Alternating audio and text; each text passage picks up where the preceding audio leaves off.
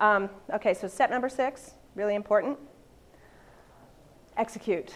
One of the biggest challenges with anything we do, whether it's a business plan or any other type of thing, is it sounds like a great idea. Even blogging sounds like a great idea. I understand the value of this. This is important. I will do it tomorrow. Tomorrow never comes. We keep putting it off. I'll do it next quarter. Well, maybe I'll do it in 2012. Yeah, I'll put it in my 2012 business plan. And it doesn't happen. So execution is important. Now, the beauty of this is that those with high-tech brains have figured out the human mind and the concept of procrastination, and now you can schedule them. So create them all in one fell swoop. Commit a morning. I'm going to spend 2 hours doing this. I'm going to create this newsletter and the content, put it into my WordPress template, and then I'm going to schedule it to release on the 5th of every month. Perfect. Now you don't have to worry about it. It's off your plate. It's out of your control. Oh, I shouldn't have said that. There's D's in the room. But that's very important. You have done it. You've done it. Yeah, exactly. So one of the things that's mentioned in here is that consistent releases are really important.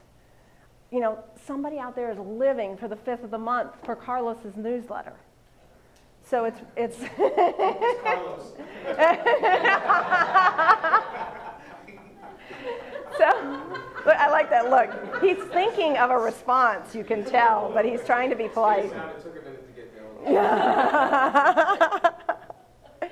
going. So it's really important that you are consistent. Because the other thing is that if you're not consistent on your release date, or that you're doing it once a month or once a quarter, people are looking at you like, well, are you committed to this or not? And if you're not committed to that, what are you committed to? So if you're not going to do it, don't do it. But if you are going to do it, commit to it and schedule it. Use the tools that are out there. Now, last, step 7.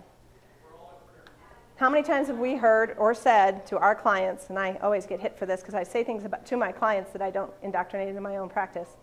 You cannot manage what you do not measure.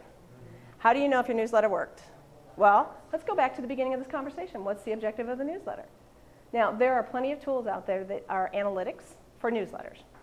So you're completely capable of going and looking. So after a week, go back and look at your metrics, look at your analytics, and see what has actually worked for you. Now, again, back to Lon Safko's social media Bible, he is very specific about subject titles and the first 2 sentences of your newsletter.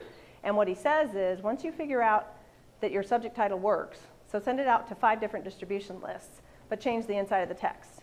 Once you figure out that your subject title works, then change the next 2 lines, so that you figure out what actually is working, what's driving your metrics, what's successful, and then don't mess with it. So very important from that perspective. So it's any Q&A time? What questions do you have for newsletters? Yeah, Brian. You can adjust them until you get down to those ones that are the 1s and 2s, and you really can't, because those are random occurrences in the process. Well, if your response from your email is 1s and 2s, like if you were to write something and then you got in that particular subject, you got 5 or 6, well then that stands out, that's clear. But how do you know if you're all consistently getting 1s and 2s? How do you know if that's significant or not? Well, a lot of it has to do with the quality of the leads you're getting. And then I would encourage you to change up the subject title in the first 2 sentences in order to increase that amount. And that actually brings us, is there any other questions? Because I want to transition from that. Yeah.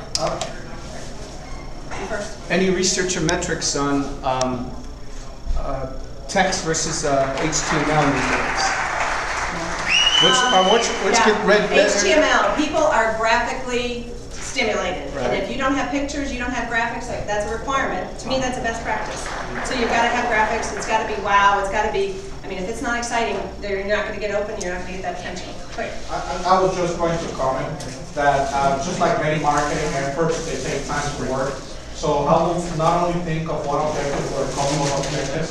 One of them is to generate leads, but maybe an earlier objective is how many people is actually opening your email.